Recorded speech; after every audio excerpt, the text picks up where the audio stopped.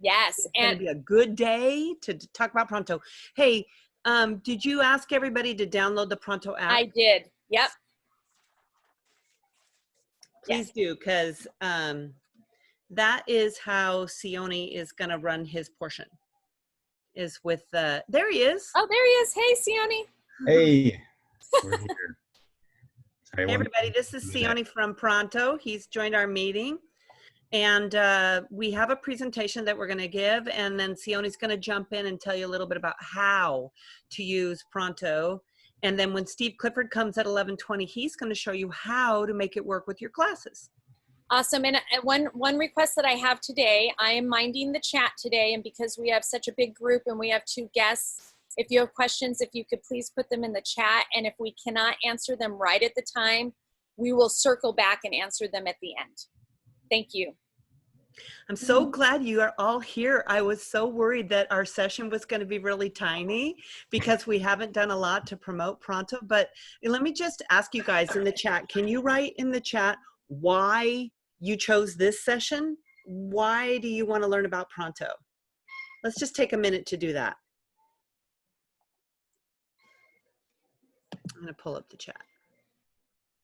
And then real quick, Lynn and Janet, I wanted to ask everyone who's here if they will be willing to allow the CTX to take a screenshot of this training. And so that way we can use your picture, because we wanted to create a little like flyer with everyone collaborating together, learning together to post on the CTX website. So if you agree to it, just raise your hand and I will make note. And if you do not, then I would not include your picture. Or the thumbs up reaction button works too. At the bottom of your screen are the reaction buttons. And just to tell Sione, we have been promoting Pronto, but we are promoting it even more. So that's what I was just telling him. Okay, look, everybody's got some really great, heard it's a great way for students to communicate. My students know about Pronto before me, so I figure I need to learn it. Shared Pronto after not being able to connect with students via email, work better than email. Awesome. Because I use it, but it seems like email, nothing special. Wanted to learn something new about how I can use it effectively. Not sure how it works. Want to see if I can use it. Great. Okay, well, Janet and I love it. We think it's one of the best ways to promote student engagement, and we have a variety of ways that we can do that.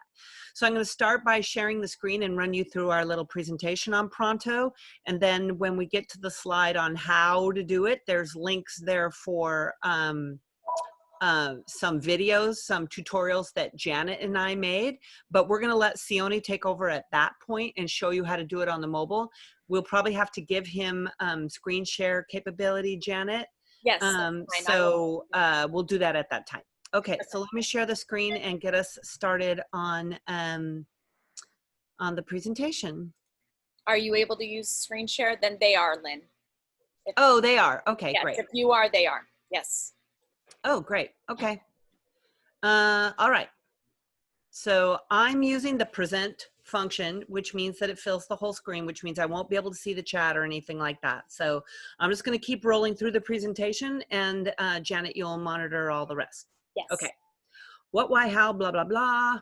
So we did this presentation back in March when we first learned about Pronto and first added it as an add-on to Canvas.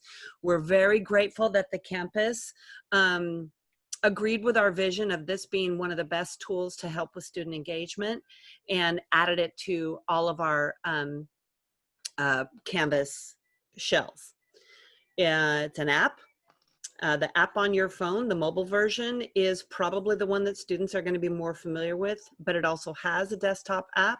If you click on the Pronto icon in your Canvas navigation bar, the blue one, that'll open it up as well. The benefits of having Pronto is that you can do real-time chat. You can do it with a video. You can record it. One of the ways that I've used Pronto the most effectively is making announcements to my students, especially last-minute announcements that don't require that they have opted in to notifications, push notifications, because if they have the app, it just shows up.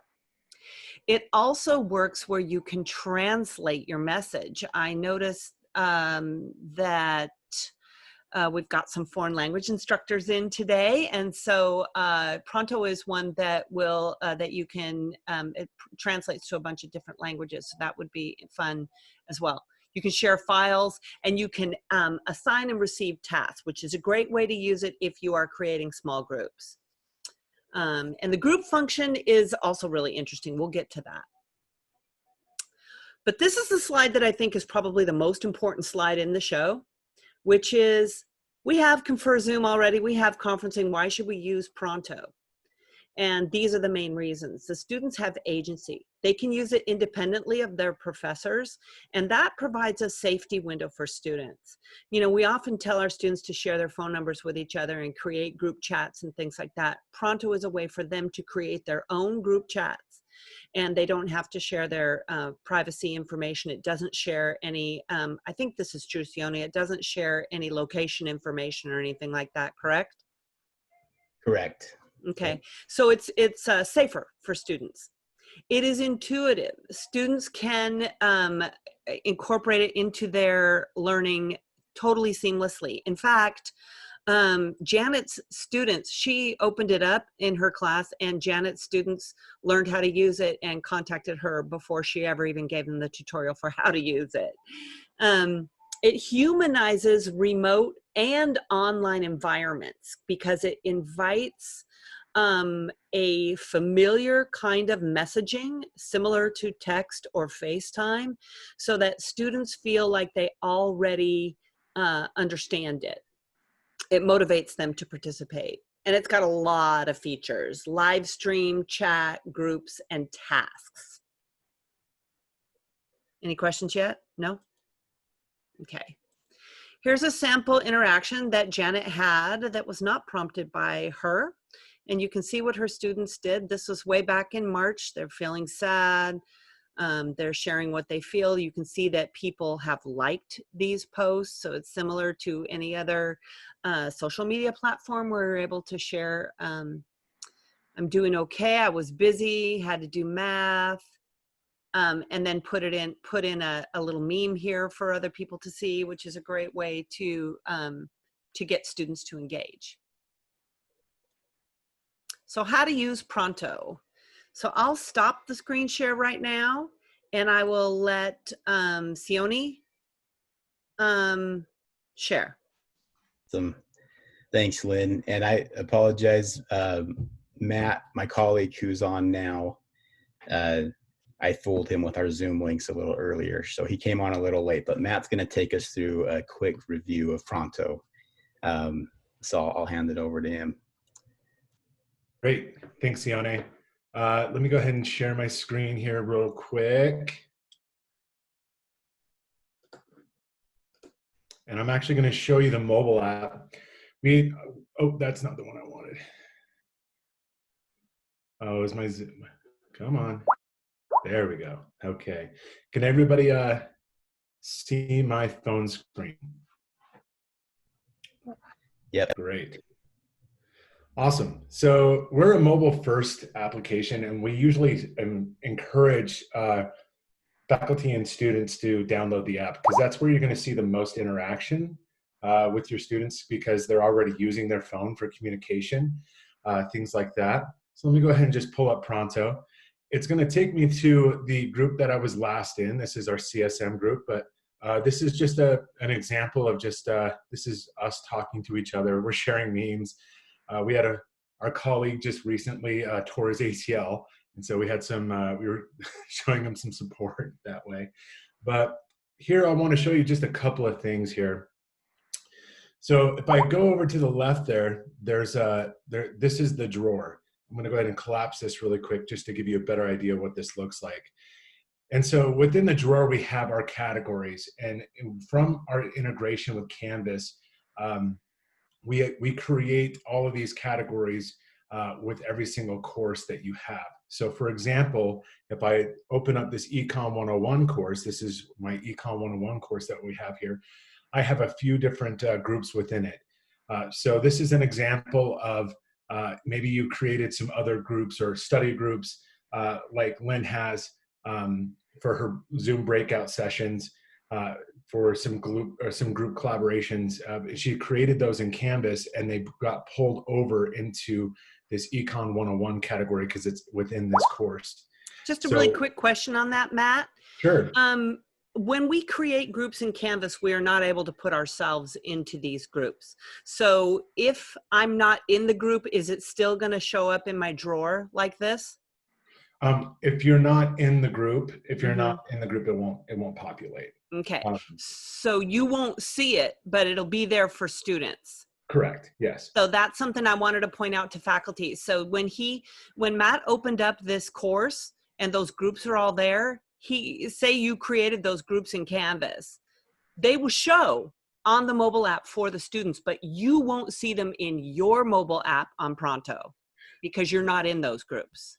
Yeah. Make sense? Yeah. Sorry for the confusion there, Lynn. So these groups are groups that I created in Canvas that pulled over from Canvas because I'm in them. I'm seeing them in this category. Go back. Sorry. So we'll just that nugget. And so that my baby's home screen there. So we'll go ahead and open up just this Econ classroom chat really quick, just to show you really quickly what this looks like. As Lynn did such a great job earlier, showing you the reactions and also these. This is just a very typical conversation. You see GIFs, and this is just a really simple, intuitive way. It's hard to get lost in Pronto. You saw there's basically two screens. There's the drawer and what other group that you decide to enter into. Down here you have your toolbar. This is where you make all your chats. So it's all very familiar. This is very similar to any other messaging app that you have, and that's by design. We wanted this to be intuitive. We wanted this to be able to be something that an everyday user or maybe even a not so tech savvy user can pick up right away, and it's familiar right away. You see here we can share pictures. We can create tasks. We can even share files here, which is really great. We can scan documents from the mobile side. And here's your GIF button, of course. So you can find your GIFs very easily. Get out of there. But the one thing I really wanted to touch on, because we were just going to take a few minutes, we didn't want to take too long, because you are gonna have not a problem jumping into this. And if you ever do have any questions, we do have an excellent support resource and guides. I'll be sure to share that in the chat for everybody after this. But just really quick, just the going live session, because we've seen this get used quite a bit. So it gives me about 5 seconds to get ready, make sure the beard's on point. It looks like I need a shave, the neck's getting a little hairy. But this just goes ahead and this sent out a notification to the group that we're now live, and we're waiting for others to join. So I'll just go ahead and type a message here.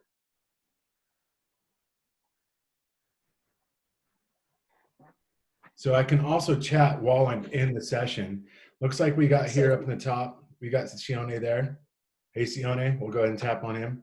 We can have up to 10 people in this live environment chatting with each other, and up to 400 people watching. So if I click on this eyeball, I can see that there's Ben watching, and then there's Sione and me streaming live together. We can record these streams. So later on, somebody in the course missed this live session, and they wanted to watch it later on for their future reference, they can scroll up and hit the replay button. And so that's just a really quick, easy way for you to better connect with your students. Zoom is a great tool. We love Zoom. We're using it right now, but it's more of a formal meeting setting, where Pronto is a bit more aformal. We can go live at any moment. Okay. Like about now. Hey, Linda, can you mute? Okay. I'm sorry. All right. Anyway, no worries, Linda. So that's just a nice, quick way for you to better connect with your students. Just a little bit faster. And also, it's a great way to see who's online. So for example, if I click on these read receipts, any icon with a green dot next to it, that tells me that that individual's online and using Pronto right now. So if I'm ever, maybe I'm up late at night, or past maybe hours that I don't want to necessarily want to be pinging my entire group of students or peers, I can go here and I can see, oh, it looks like Sione's online. Maybe he's working on homework as well. I can go ahead and shoot him a quick message to say, hey, maybe I have a question about maybe something going on in the syllabus or just a module item that I'm trying to unlock. We've all had those situations in Canvas where we're not sure if we're missing something. This is just a nice quick way for me to reach out to Sione and ask those questions to better connect with my peers. And that takes a lot off of your plate as faculty and instructors at times. And that also allows the students to be able to do some peer-to-peer learning and building that humanizing element within the classroom, being able to almost in a digital sense, lean over and ask a question of what page you're on at the moment, that sort of thing. So that was really it. Did you want me to cover anything else, Lynn, really quick? This is just in our quick overview, or Janet? There's about 100,000 questions. Okay, so the questions are centering around disabling. So there's two questions, one about disabling classes, the other about disabling groups during exam time. Can you please show both of those? Yeah, sure. So disabling the groups during an exam time, the good news is that we don't allow Pronto to work in the quizzes section of Canvas. It's just, we disable it. I think it's also assignments, Sione, am I correct in that? Correct. Assignments, and so if they're in a course, if your students are in a course and they go to assignments section, Pronto is going to be disabled for that area, and also quizzes. Also with Cerritos, we've enabled the course management tool, and that's something that maybe we should save a little bit later, but it's a very simple tool. We actually went over it with Lynn and Janet this morning a little bit more, but it's a really quick and easy way for you to disable courses in Pronto that will basically turn off their Pronto groups for that class. Yeah, we're going to do that at the end. Great. Okay. Awesome. It'll turn it off on the phone too. Yes. If we turn off the course in the instructor management tool, it'll turn off the course for whatever time period you decide to have it off for. I think you have to manually turn it off and on. Isn't that right, Matt? Yes, you just it's just a click of a button, but you can also get granular with it. You can maybe disable any specific groups that you've created inside of Pronto, inside those courses that are syncing with Canvas. So you can get pretty granular with it, maybe even sections. Maybe there's different sections taking testing different days and you want to turn it off. You don't want to turn off the entire course. You can even turn off a section for one day and maybe turn it back on after testing. And then That's turn right. off the next. So, Right. So yeah, each one of your sections is going to be a different item in your drawer. So you got Econ 101, that's that first section, Econ 101, section 2, section, how they have section numbers, they're going to show up in your Pronto that way as well. Great questions. Excited to show you the course management tool, because that really does make it a lot easier and faster for you to turn those groups off. Yeah. You're able to do it manually and be able to have the granularity that you need to be able to turn off whatever you need to turn off or on. Great. Any other things that I should cover while I'm sharing right now in the mobile app? Why don't we go to the how are we doing on time? Okay, Steve, is Steve here, Janet? Hey, I'm here. Oh, you're here. Great. Okay. So maybe what we should do, Steve, if you can hang tight for just a minute, I would love to be able to show, while we're in this mode right now, that instructor tool, and then we will come back to you. And we'll just show it for a couple of minutes while Matt is still here to answer those questions, and then we can get into it a little bit deeper at the end. Our presentation and Steve's presentation is short, and then we're gonna try the breakout rooms in, well, we can't really do those. Well, we can in Pronto, but I want to leave tons of time for Q&A at the end, because I want to make sure that we honor what you need. Okay. Great. So Okay. Matt, if you can stop share, then I can show Yes. right? Yep, I'll stop sharing right now. There we go. Okay. So I am going to share the, what's it called? What is the name of the tool exactly, Matt? Course management tool. It's a course management tool, and you sign in with your own Canvas account. So let me show you what that looks like. The thing is, I'm already signed in on it. Oh, shoot. Hang on. Let me stop this screen share. And I gotta. And while you're pulling up that, Lynn, I'll just mention that we've designed this to authenticate through Canvas.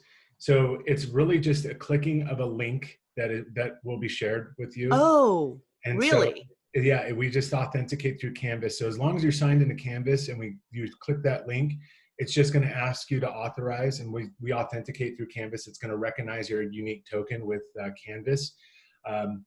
And so it's going to pull you right directly into your version of the course management tool. So okay. so right now it is super not simple. set up like that. We have a link. Yeah. And the way for us to set it up like that, we are going to have to work with Dave Gunn. We don't have it set up that way just yet. And so that's something Janet and I'll work out with Matt and Sione after this session. But let me show you what it looks like once you're in, because this is the key. Okay. So once you're in, it looks like this. And these are your courses. Right now, these are the only 2 courses that I have enabled in that where I am the teacher. So, and there's 2 things I want to show you about how this works. And the first one is how to enable and disable your course. We'll do that first. And then the other one is this sign right here that says missing some of your courses. There are some limitations to closing off everything in Pronto. Okay. So this is my freshman comp course that I had this summer. And all I need to do is click enable Pronto. And it tells me when was the last time it synced, when was the last time it was used. It's got those sections. It's got these 3 groups. So within this tool, I can turn the groups on or off. I have to wait until it finishes syncing. So when you wait for the check mark to go away, that's when you can re-click the next button. So this is how you do your groups within your Canvas. And if you want to disable the course, you want to disable Pronto in the course, you just click disable, and then it disables the whole course. I mean, that's not hard. Piece of cake. However, let's just say, right here, do you see all of these other things that are right here? Some of them I can disable, some of them I can't. If you are the teacher of the course, you can disable it. If you have been added to the group, you can see all of these are groups. They're not really courses that I teach, but they're groups that I'm in participating in. So because I'm not the creator of this content and I'm not the teacher of this content, I can't disable it. Does that make sense? Hey, Lynn. This Yeah. is Sione. So if I could just clarify on this here. So you'll actually only see the courses that you are a teacher in. Oh. Where even if you're a teacher in just one section of a course. So there's a chance if you guys ever have multi-enrollment teachers within the course that they'll have access to it. But some of them I can't. Okay, so you will only see the ones that you can disable, correct? Yes, yeah, correct. So sorry, I thought I'd throw that out there. Okay. So some of the courses are not here that are still showing up in my Pronto on my mobile app. So when you click on this link right here, it shows some of the reason why that is the case. Yeah. So the account or the sub count must be Pronto enabled. This is true for all of your courses, so that's not it. You must be the teacher in at least one section. So those are the only ones that'll show up here. The course must be published. Courses don't unpublish in Canvas unless they just don't. Courses don't. The course must not be concluded. If the course is concluded, like my summer course finished in July, like the early part of July, but it's open for all of summer session, which goes till August 14th.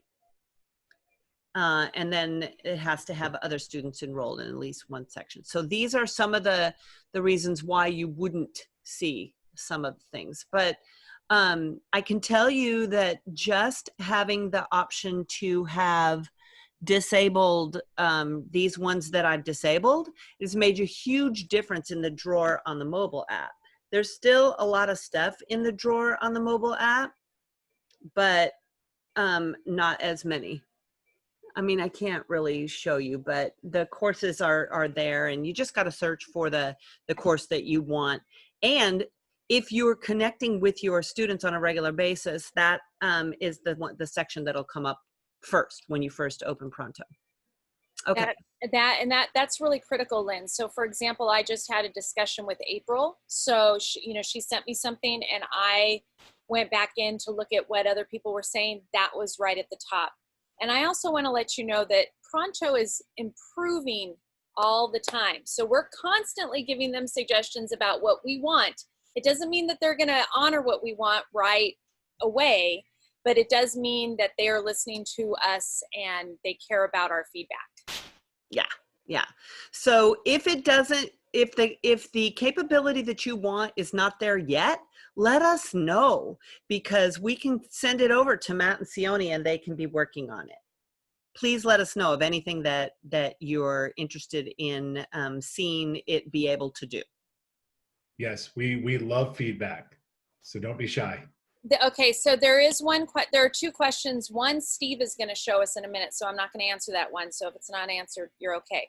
The other question is, if we have a TA enrolled in our class, they can also download the Pronto app, correct? And they're on there just like everybody else, correct? That is correct. We recognize the TA as a teacher role in Pronto. Am I correct in assuming I'm right with that, Sione? Sorry, I was muted. Yes, so the only role that Pronto recognizes that sets it aside in Pronto is the teacher, who's automatically made the group owner in Pronto. Every other role, though, is just a user. So if I'm a TA, an observer, as long as I'm enrolled in that section or group, I can participate in Pronto. Yes. Yeah, but the TAs can't go to the course management tool and disable or anything like that. No. Correct. So they can participate in any way, but they're not going to be able to have any of that other functionality. Yeah. Yes. Which is good. All right. Can we hand it over to Steve? Did we have any other questions for Matt and Sione? If you guys have time, if you can hang around to the end in case there's a couple more questions, but if you don't, we understand. We are here. That's great, because I think you're going to be in for a treat with Steve's presentation. And then yeah, Steve's got some cool stuff he's done. And then you can do the Q&A. Great. Thanks. All right, I'm going to mute Steve and let you just take the floor. Okay. For the screen, let's say that. They may just roll their eyes. It may not be a treat at all. But I just love Pronto combined with Studio. The fact that we've got the two of them integrated into Canvas has been fantastic. And I didn't know either of them before March 13th or 17th or whatever it is when we went into the black hole and still haven't come out. And playing with them over spring and first summer session, students have really done some fantastic things. And I guess really the only way I can talk about it is if I can show you the screen. Do you want me to do screen share, Lynn? Do I have permission to do that? Cool. Let me go to the guide. I think Lynn told me that you guys have a copy of this guide that I created for students. Basically, this is a step-by-step guide for students to use Pronto and to film a group conversation, 2, 3, 4 students in conversation with each other while they are all off doing their own things wherever they are. We'll see if I keep using this once we're back together in classrooms on campus. But right now, it's turned out to be really a fantastic tool. And in this guide, once I've gotten them used to Pronto, I just give them 10 steps with screenshots of the things they need to do. Once I have them sign up for Pronto, download the apps to their phones as part of our class orientation, so the very first day. And by the way, stop me if I'm going too fast through any of this, because I'm not here to take up too much of your time. But they've had a chance, we take an opportunity to play with Pronto. I love it because they can text me without having my actual phone number. And we can text each other and share back and forth. And if I change the screen that I'm sharing for a minute, I'll show you just the kind of really delightful interactions we often have. This was with my summer English 103 class, first summer session. You know, they're sending each other these little GIF memes as they're preparing for their final. I made the mistake of sending a note and I used the wrong version of TO instead of TOO. God forbid an English professor does that. I was able to throw this up and correct it. And, you know, the ones who saw it loved it, because here's this guy who supposedly is an English professor and screws things up. We get to play a little bit, but at the same time, when they're doing an assignment, and if I want to be online, if they're doing an assignment at 9 o'clock on a Friday night that's due at midnight, I can check Pronto quickly, respond real quickly in real time to that assignment, and help them get on track. It feels like they're connected. It feels to me like we're connected in a way that that I've never felt in quite as immediate way in online teaching. I've done online teaching for ages. So with that in mind, we go back to sharing the Adobe document. This is just a step-by-step process in which I'll assign them groups early in the semester. Later in the semester, they get to know each other. They'll pick their own group members, and they go into Pronto and they create a group. I always ask them to include me in the group so that there are technical problems, I can get in and help them with that group, help them resolve whatever those technical problems are. But they create their group, they add their group members to the group, and they set up a time that they're all going to be on Pronto. I don't have to be there unless they're running into technical problems. They set up a time and they get onto Pronto and click on the video chat feature. And then once they're in, to click on the record feature, right? So they're then recording. I give them a time limit, 10, 15 minutes. Most of them have no problems hitting 10 minutes. A few of them I've had to say, look, I don't have time to read, or rather review 30, 35, 40-minute videos. So keep it to 15 minutes at the most, so that I can see what you're doing, and yet it doesn't take up all of my time. They're recording their conversation, and once they've recorded their conversation, they go back into Pronto, click on the replay button where it says the live stream has ended, and then they can download that video to a phone, tablet, laptop, wherever they are, as an MP4 file, okay? So far, these first 5 steps, they're creating the video, downloading the file. Then they get into Canvas, and in the same place where they normally create their text response, instead of attaching a video in another way, they click on the little symbol for the video and choose Studio. And through Studio, which opens automatically for them, they add the video to their Studio account, they download it automatically, and then once they've done that, they embed it into their discussion post, and it's in the discussion post. And once it's in the discussion post, I'll share one more screen. Here's what it looks like. I'll just play. Can you all see that? Yeah? Like today's poets shed on masculinity and self-concept or self-control. And they and the rest of the class can now be a part of this conversation. Okay, so as they're playing with a poem that they haven't played with before, or as they're dealing with a question, or as they're exploring research, whatever it is, 2 or 3 or 4 of them can now actually talk in real time, record their conversation, and share it with each other. Sort of like having a small group in a classroom. The beauty being, they know ultimately the rest of us are going to be able to view and respond, but at the same time, they don't have me hovering over their small group. So they're much more independent at sharing ideas, at playing with ideas, and they've really done some very, very cool stuff with them. That's the quick rundown. Questions? That is awesome. Studio does I caption. mean- I've been using Studio to caption, and it's done quite a good job of it. It does it really quickly. Studio is has an incredible automatic captioning feature. It's better than YouTube is notorious for not being very good at that, but Studio is so good, and it puts in punctuation, capitalization, and when you go into edit, it does caption your video, and then it'll send you an email telling you it's finished, and then it'll ask you to review it before you publish it. So you can review it and change it. It never gets my name right, so I always have to, fix my name or things like that. But for the most part, it is spot on, really good. So once Steve's students get used to this, if they're doing it more than once in a semester, imagine the agency that they're going to have for their education, the authenticity of the kinds of assessments that he's going to be able to do by going back and taking a look at what they've discussed. To me, it's just win, win, win.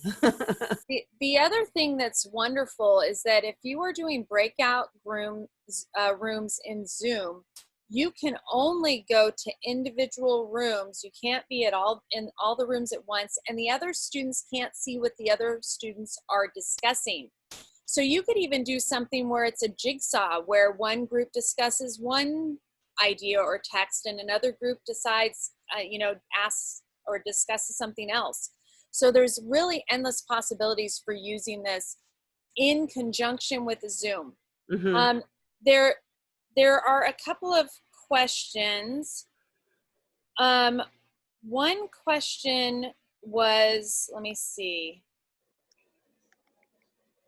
What about, somebody says, what do you recommend for students in groups that may not be able to meet at the same time, Steve? Yeah, I haven't run into that just yet, because so far in spring and summer, it was an extra credit opportunity. I didn't require it of them, partly because I wasn't comfortable with their own technology resources and availability. At the same time, I know many, if not all of them, have smartphones that are probably better than my smartphone. And this can be done on a smartphone. So this fall, I will be requiring 4 or 5 of them, but they're really low stakes. It's one 5-point assignment, and that one 5-point assignment is part of like 20 in a 20% of the final course grade. So it's really, really low stakes. What I'll likely do this fall, since I am requiring it of them, is to have them, if they've got scheduling constraints, have them share schedules with me, just broad schedules. Do you want to do this in the middle of the night? Do you want to do this at 10 in the morning? Mornings, afternoons, evenings, late nights. And then I'll try to connect them early on with shared schedules, 2 or 3 or 4 people in a group. Later in the semester, I found once they're doing peer responses to first drafts of essays and things and seeing each other's videos, they start to find like minds and they start to create their own groups. And they pretty much run with it at that point. Some are a little shyer about that, and I still help those students form their groups. But they tend to get a sense of where each other is by mid-semester, certainly. Until that point, I will sort of gather rough timeframes for them and try to connect them until they know each other. One thing I might suggest too, Steve, for pure accessibility is to have an alternative assignment ready, because there may be some students for whom it just is going to be impossible, and to have an alternative assignment for them to still be able to participate without being in the group. And it's going to be probably rare because this is so engaging and students really want this level of connection in their classes, and as much as they can, it's provided for them in the app and also on their desktop. One person can be in the app, the other person can be on the desktop, it doesn't matter. But having an alternative assignment, I think, is a way to really cover your bases in accessibility. Yep. No, and I'll ask them when I have it as part of the built-in requirement this fall, I'll let them know. If you've got any concerns about this, just let me know. Because when I did this as extra credit, they had actually 3 approaches they could take. They could do extra credit, full group. They could also do just a solo video. If they just wanted to talk out their ideas in a solo video, and they could even turn off the camera and make it into like a podcast, they could do that. Or they could just post a 250 to 300 word journal entry, basically, in which they're playing with their ideas through text as opposed to video. So they've always got options. More of them, I think, were shy about, even despite the extra credit, about the video during the spring and summer, since it was so brand new. So there weren't as many. There were probably, in one class, a third to close to half of them did the videos at least once, and others didn't. Just, I think, because they didn't want, it was more stuff they had to learn. I'm going to try it out this fall as, 2, 3, maybe 4 required assignments out of 20 of these very short, low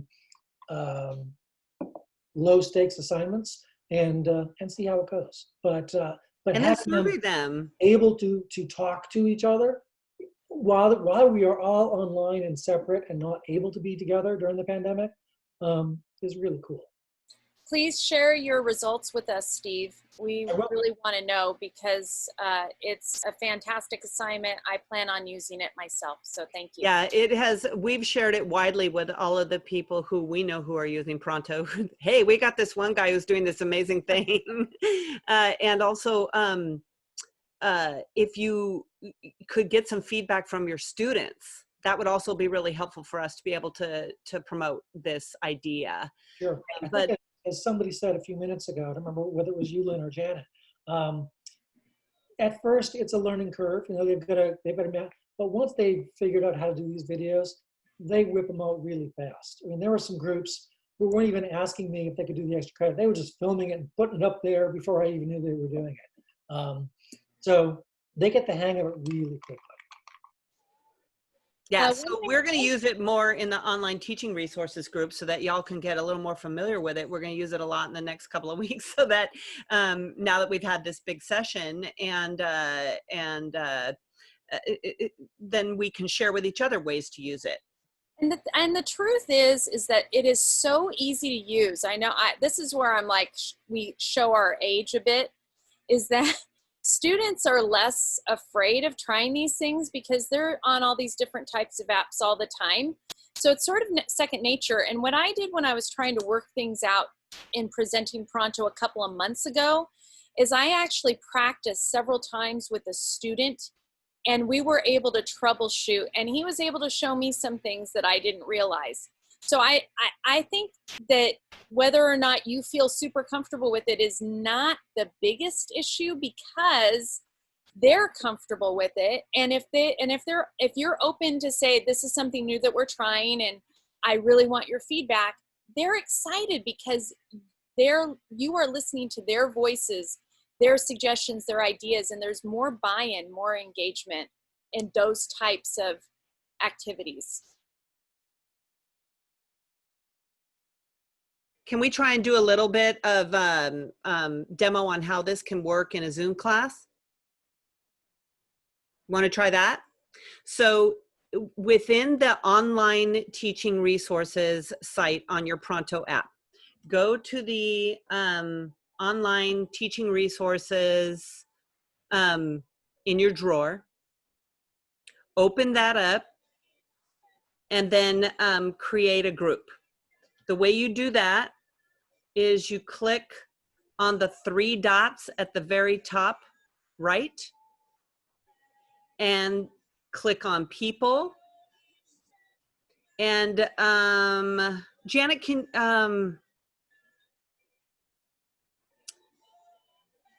if your name starts with A, wait a minute, I'm trying to think of the best way to do this. The way I've done it in class, the groups are already made. So I'm trying to figure out how to make the group on the fly. So, but if everybody makes their own group, then it won't work. I want to put A through L in one group, or M through Z in another group. How Who? The problem, Lynn, is we have everybody from online teaching resources in this class. Yeah. Yeah, I mean, everybody, like hundreds of people. Yeah, but I'm asking them to make an individual Oh, group. okay. Well, if you know With- somebody, But it's not going to work. I think it's Shoot. going to take too much time. Yeah, I agree. So what I'll do is I will demo this somehow and show you how to do it, because it is super useful, but it needs to be built out. There needs to be a little prep in advance, and it would work in a class, not so much in a meeting like this where we don't know who the participants are ahead of time. Lynn, the way that it would work in something like this ahead of time is if you have your class, All the names. you have everybody in groups, but you have big enough groups so it's not just a few. That's right. Whoever's So in if the people meeting, don't come, then the just group still go fly. to the Pronto app. So yes, it does take some work ahead of time. Okay. Karen, I'm going to get back to you on that at the end. Let's see on the screen share. I'm going to go back to the presentation just to show you what else is on here for you to look at. And I want you to understand that this presentation is also in the online teaching resources site under course design resources. Course design resources, and then you jump down to the section on Pronto and you look at for presentation. But this is the way to get yourself started following these patterns.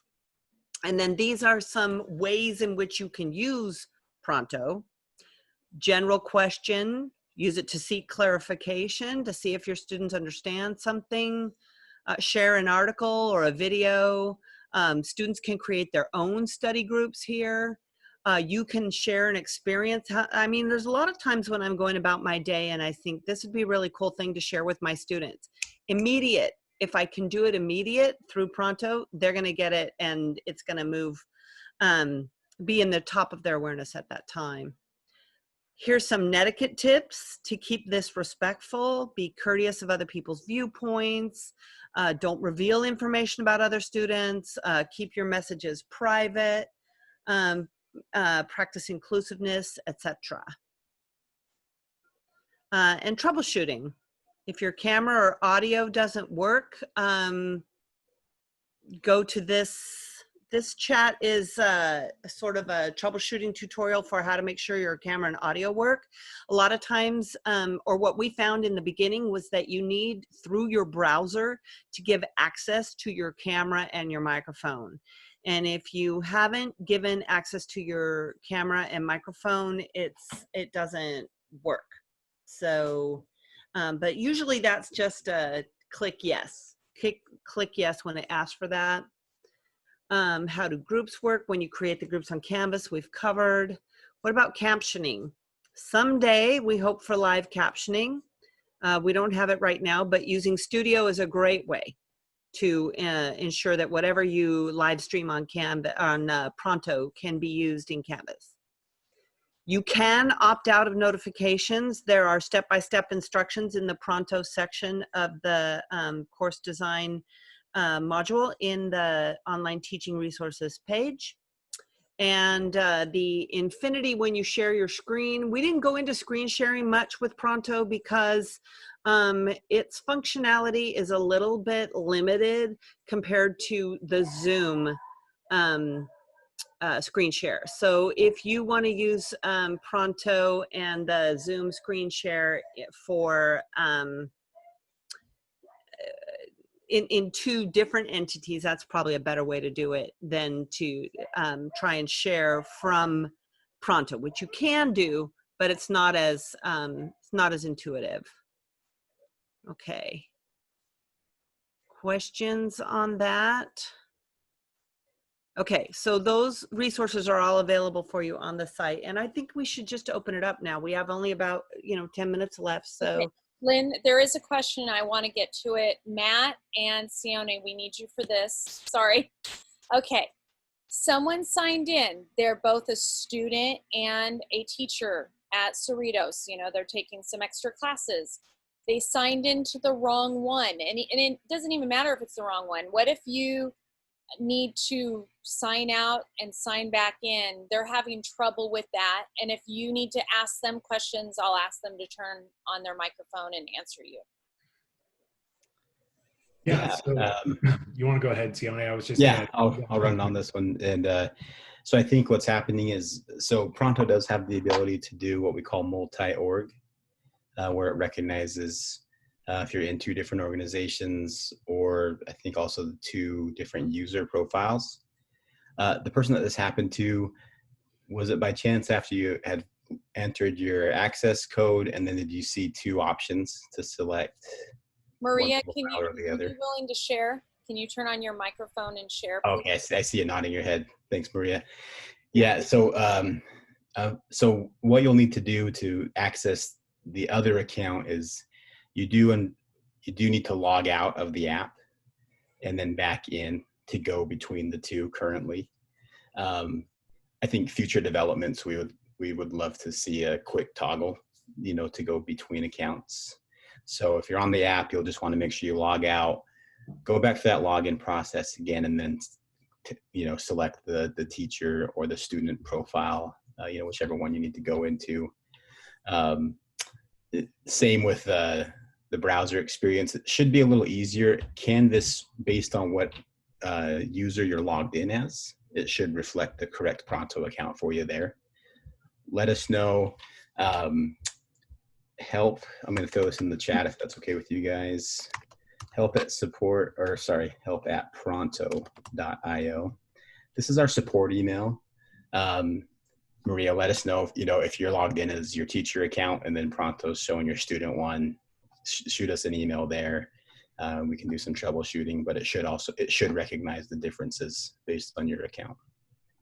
Okay, now my question would be this. It tells me to start over, right? To enter, and they will send me the code. Yes. So that means that I won't have access as a student. I won't have access at the same time as an instructor. So I have to do this, and I will lose the data or messages from my classes. How does that work? Do I have simultaneous access to teacher and student, because I am registered for another class? And I am, like, right now I'm taking 1 summer and teaching 2 summer courses. Right. And I don't have access to both of them at the same time? Correct. Yeah. With the mobile app, you'll have to toggle back and forth, or you'll have to go back and forth between the 2. It won't lose anything, right? It'll just basically, everything's archived in Pronto and remains in the group chats that you're in. On the browser option, though, you can live in both. Right. So that might be a better route for you if you're going to need to be quickly seeing both Pronto chats. So if you go into the browser, you can either go in to Pronto, the little chat box, if you expand that into a new tab, and then you could go in, and it's a little bit more complex. We'd be more than happy to sync up with you afterwards. But there's a way that you can redirect your URLs so they don't confuse each other. Okay. Thank you. And yeah, if you want to email help@pronto.io, we'd be more than happy to break that down for you on how you can have both browsers open at the same time. And just rest assured, the data or any of the information that's being shared inside those groups, you're not going to lose access to it. It's just when you're signed out of it, you're not going to see it. Once you log back in, you're going to see the backlog of any chats or any conversations happening, because we store all of that. So yeah, let's say you're taking a course and somebody is running a live presentation and they record it. When you log back in, you're going to be able to see that replay button and be able to watch that again, even though you weren't signed in at the time. So rest assured, you're not going to lose any of that information or any of that, or miss out on anything per se. Thank you. I do have one other question. What about when, let's say there's 10 people in the group that say, like, Steve Clifford did. And some of the people, does everybody need to consent to being videotaped and to allow that videotape? Because it can be downloaded and shared again later somehow, does that cause any violation of privacy or anything like that? You know, so we cover it, if you guys might recall from when you first logged into Pronto through the browser, it gave you a quick pop-up that presented you with the terms and conditions with usage with Pronto. Those are also found in the settings. So they are covered there. But yeah, as a messaging app that has the ability to live stream, we have all of that covered from a legal perspective. It is on the user to review that if they are going to be cautious or concerned about that. And they would, you know, probably want to not participate or look at some other options if they had a problem with that. Which would be another reason why you need to have an alternative assignment for a student who doesn't care to be certainly, yeah, in a group. Yeah. But yeah, it is covered in our terms and conditions if anyone. So you can read about that in the settings of your. Yeah, so the little cogwheel next to your profile picture, that's your settings. And on the desktop app. Yeah, both desktop and mobile. And it's our privacy policy and terms of service. One of the workarounds for that, it is when you are having that live stream, you could either be in the live stream or you could be in the weight room where you're not being videoed at all. Yes. And so that's one way, if you know somebody doesn't want to be on the video, but they're part of the discussion and they can type in their responses, they're there, they're listening, and that's a way to have it be a workaround. Yeah, yeah, that's a good call. Yeah. Okay, so we are at the end of our hour. Like I said, all of the resources that we've shared today, we put in the chat where to find everything. Do we have any other questions before we let these guys go? And I want to thank you guys so much for being on today. And Steve too, who I think already left, but I'll send him a note. But thank you both for being here. Do we have anything else anybody else wants to ask or say before we go? Lynn, I know you need to jet, so I'll keep you in mind that. Okay. Go ahead and do that. Okay. So Sione and Matt, excuse my dog here. We had talked about in our meeting before, sweet little our dog here. You had mentioned before the link to the, I don't know if it's called the drawer or the link to the place where we can disable and enable classes that will be sent a little bit later. Is that correct? Because Dave needs to update it on our side. Is that correct? Yeah, let me clarify on that. So that link that you guys have, that's it. And that is active. Okay, and for any teacher. Could you please put that link in the chat? Yeah, let me throw it in here. So that people have it. That was the one that was like a big question during that time. Certainly. And then I'll throw this in the Zoom chat. And if you guys want to, so that's your course management link for Cerritos teachers. Okay, and at this point, I would like to invite people to ask the questions that they would like to ask. Alicia, you had one. I'm going to mute myself because of my dog, and then you go ahead and ask. Okay, Alicia, it looks like you mentioned, I noticed there's an announcement button towards the top of Matt's drawer. Can we get that? So that's a system-wide setting. So I'm sure it'd have to be a discussion really quickly between the admins and for us, and we'd have to get permissions to turn that on from Cerritos. So once those conversations happen, but if you just send up the request through the proper channels on your end, it's a very quick process for us to turn it on. But essentially what that announcement feature does is allow admins to send system-wide announcements. We know that you folks already have that through Canvas in a sense, but if you did want those announcements also sent through Pronto, there is a system-wide be able to do that. As for getting the course announcements and things like that, I believe we just released an update for that. Sione, maybe correct me if I'm wrong, but there should be an option for teachers to send group announcements, correct? Yes, yeah, that's actually in development right now, but it's going to be very cool. It's going to allow teachers as group owners in Pronto to make announcements to their specific groups if you wanted to.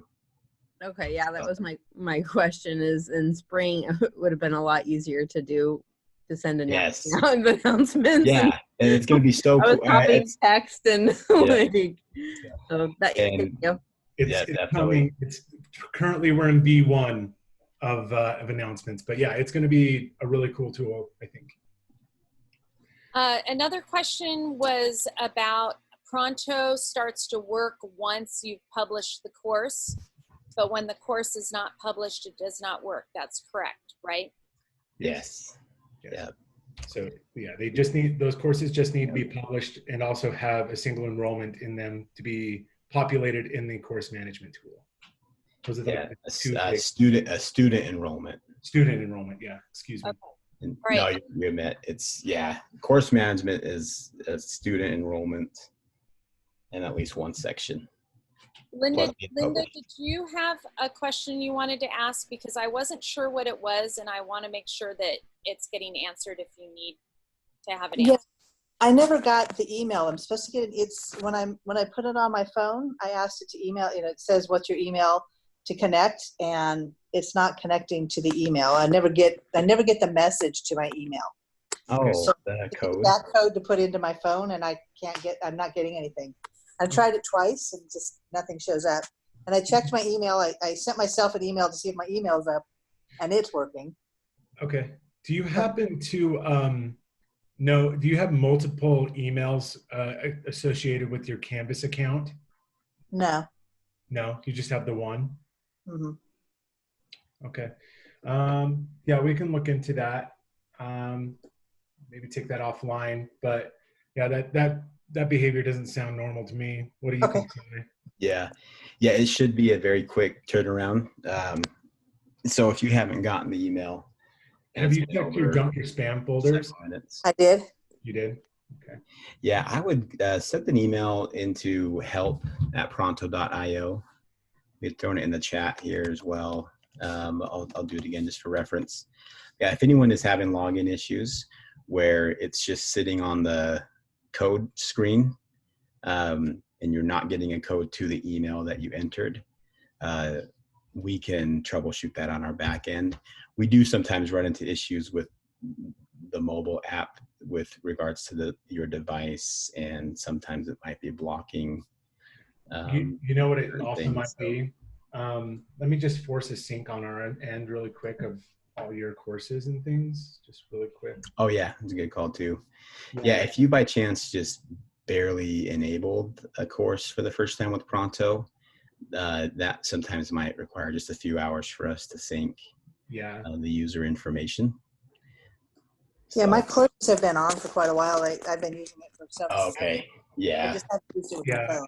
We might, what very well might be happening here is we're in between sync cycles with Canvas. We sync with Canvas every 4 hours. We try to, but on our end, if you ever have any issues with that, we can always force a sync on our end. So just email us, and then we'll probably have you try again here in a moment to see if it works again.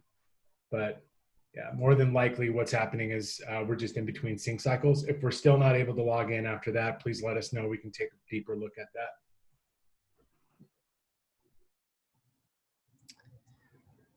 So we just Sorry.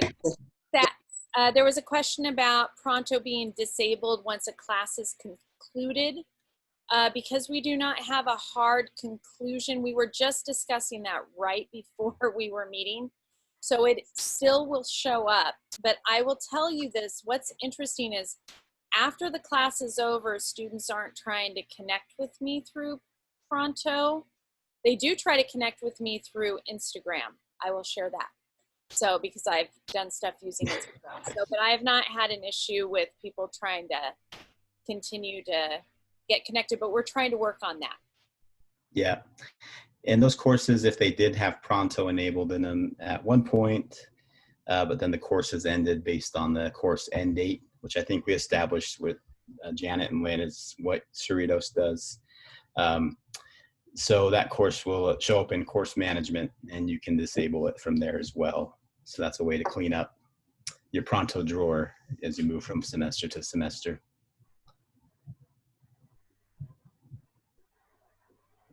Yeah, and Natalie, if you're still on, same thing. If you have had Pronto enabled in courses previously and you're still having trouble getting into the mobile app, please send an email over to help@pronto.io and we'll troubleshoot it on our back end. All right. Well, are there any issues with the students accidentally logging in as instructors when they do initial download? Or is there a sure stop for that to prevent them from doing that? Yeah. So the only way they would be able to do that is if they have access to your email. We haven't ran into that ever. Yeah. Because we don't require passwords. We authenticate through Canvas using your email address associated to Canvas. So the only way that a student would be able to log into a instructor's account would be they would have access to your email. And in that case, it's a much bigger problem than just getting into Pronto at that point. Right. No, thank you for clarifying. It was just referring to where Maria had gotten the two options as students or instructor. So the question was relating to that. Oh, yes. Where if they get that option when they're downloading, if they can, Yeah. So Natalie, I think to clarify, that can happen if the student is also a enrolled teacher at Cerritos College. Similar to you, Maria, correct us if we're wrong, but you teach, but then you're also a student in a course. So yeah, that's the only reason that happens is based on her two unique identifiers, right? You probably have two Canvas profiles that you log in and out of to go between the two. All right. Well, I think we're at a good stopping point here. Thank you very much, Matt and Sione. And thank you for having us, Janet, and all of you at Cerritos. Thanks for trying our tool out and giving it a chance if you haven't yet. We hope you love Pronto. And yes, we hope to do this again maybe later in the semester after everybody's had an opportunity to use it and play around with it, and then they have further questions. So thank you so much. Certainly. Yes. Thank you, guys. Take care, everybody. Bye. Bye. Thank you.